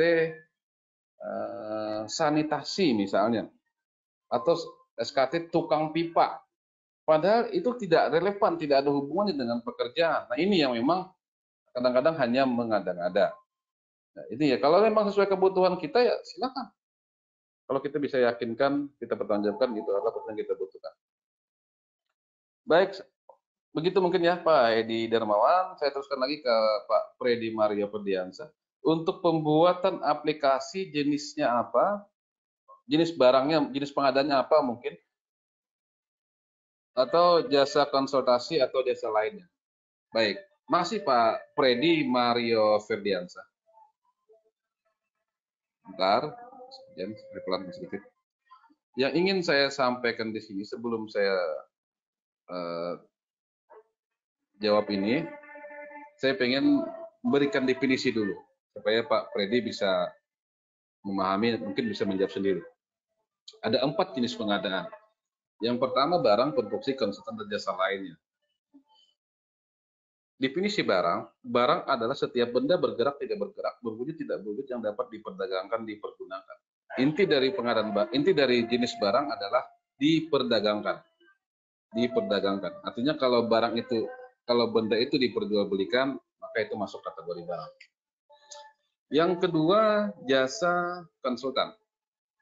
Jasa konsultan adalah suatu pengadaan yang mengutamakan adanya brainware atau olah pikir yang dilahirkan berdasarkan bidang keilmuan. Artinya, orang yang melaksanakan pengadaan jasa konsultan, pasti dia mengutamakan brainware, memikirkan. Bagaimana cara dia bisa memikirkan, memiliki keilmuan. Sehingga itu kenapa dalam persyaratan konsultan, dia harus misalnya S1 teknik sipil, S1 IT. Itu pemahaman definisi dulu. Yang ketiga, jasa konsultan, jasa lainnya. Nah, bedanya dengan jasa konsultan, untuk pengadaan jasa lainnya ini mengutamakan adanya skillware atau keterampilan. Skillware dihasilkan berdasarkan pengalaman. Jasa cleaning service contoh. Di sana tidak ada syarat pendidikan. Yang penting dia bisa ngepel, bisa nyapu. Bagaimana orang bisa ngepel, bisa nyapu? Pasti berdasarkan pengalaman. Itulah jasa lainnya. Kembali ke aplikasi. Pengadaan aplikasi software ya kan, software aplikasi Microsoft Office dalam bentuk CD yang aplikasi tadi sudah ada di toko sehingga tinggal beli, maka sama-sama pengadaan aplikasi, tapi aplikasi ini tinggal beli, maka masuk kepada pengadaan barang karena tinggal beli. Pengadaan aplikasi keuangan yang belum ada di pasaran harus dibikin aplikasi tadi. Pertanyaannya begini, untuk bisa menyusun membuat aplikasi, apakah memerlukan brainware, merancang, atau hanya mencontoh? Nah, pasti dalam pembuatan aplikasi kita memerlukan brainware, pemikiran. Bagaimana cara memikirkan menyusun aplikasi? Pasti ada bidang keilmuan, sarjana komputer dan lainnya. Berarti untuk pengadaan aplikasi, karena mengutamakan adanya brainware olah pikir, masuk kepada pengadaan jasa konsultan. Itu mungkin Pak Freddy ya. Kemudian Pak Peri Agung, apa boleh kontrak dengan nilai 100% untuk sewa tempat relokasi pedagang pasar yang anggarannya tersedia 50%. Tapi sudah ada surat dari eksekutif dan sudah ada jawaban dari legislatif yang akan dianggarkan sisanya 50% di perubahan. Oke. Dan rencana kontrak berlaku 2 tahun dibayar 1 kali lunas dan di tahun 1. Baik. Mungkin kalau saya tangkap dulu, ini ada pekerjaan sewa pasar,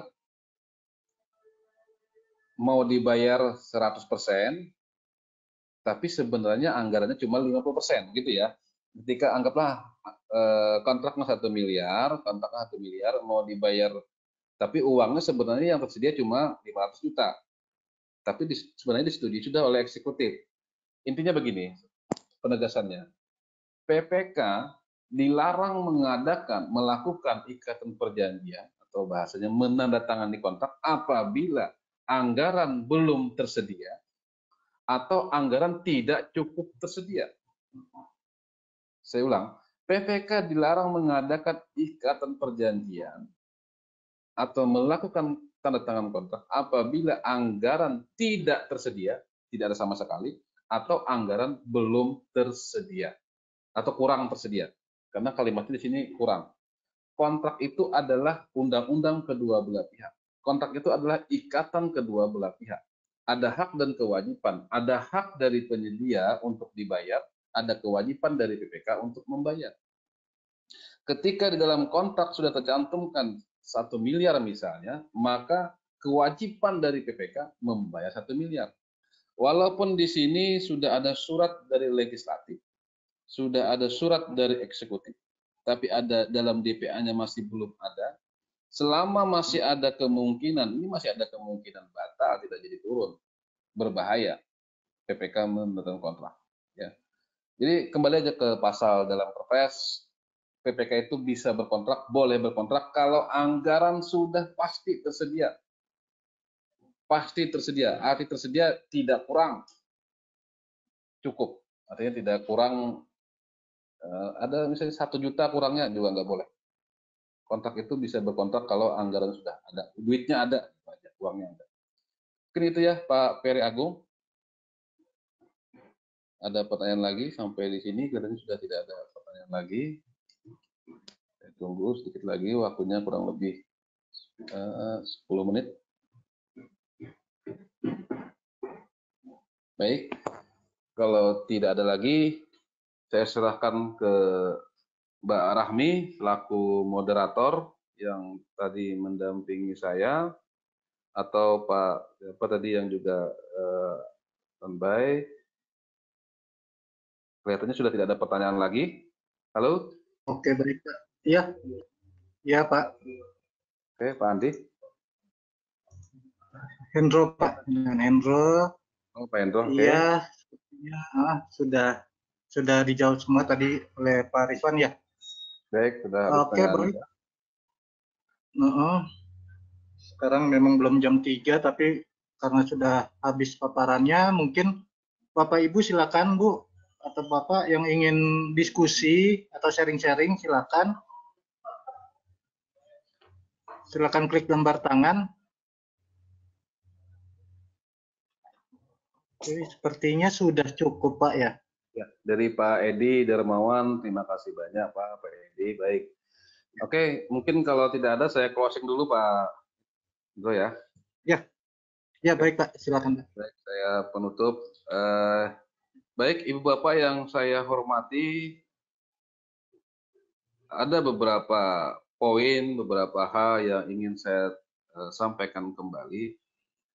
Rencanakan apa yang ingin dilaksanakan, laksanakan yang sudah direncanakan. Berhasilnya dalam pelaksanaan ditentukan berhasilnya ketika kita merencanakan. Yang kedua, pengadaan barang dan jasa adalah proses identifikasi kebutuhan. Pengadaan barang dan jasa adalah kegiatan untuk memperoleh barang dan jasa yang dimulai dari proses identifikasi kebutuhan sampai barang dan jasa diserah terimakan. Ini saya simpulkan saja. Artinya, identifikasi kebutuhan ini di awal sebelum pelaksanaan. Karena itulah perencanaan tadi, rencanakan apa yang dilaksanakan. Bukan berarti ketika mau baru merencanakan. Karena ada beberapa pertanyaan bagaimana yang kami belum bisa mengidentifikasi kebutuhan. Ketika bulan Maret baru mikirkan apa yang mau dibeli, nggak bisa. Kita harus dari awal dulu, kita rencanakan kira-kira apa sih yang kita adakan berdasarkan identifikasi kebutuhan. Kalau pertimbangannya belum dapat dipastikan baik dari sisi volume, lihat kontrak harga satuan, perkirakan apa saja berdasarkan pengalaman sebelumnya. Kalau memang kenyataan nanti real di lapangan pun misalnya ada item barang yang di kontrak belum tercantum, tapi itu kebutuhan, tinggal adendum kita masukkan. Yang penting ada yang sudah kita perkirakan. Di dalam pemaketan tolong perhatikan larangan-larangan dalam pemaketan. Yang larangan memecah paket untuk menghindari tender. Itu juga perlu diperhatikan. Yang terakhir, sesuai pertanyaan Pak Peri Agung, saya ingin mengingatkan sesuai ketentuan dalam pasal 8 kalau tidak salah dalam Perpres 16, PPK dilarang mengadakan ikatan perjanjian apabila anggaran tidak tersedia, belum tersedia atau cukup tersedia. Jangan PPK bertanda tangan kontrak. Karena ini juga pernah terjadi di kawan-kawan kami sebelumnya.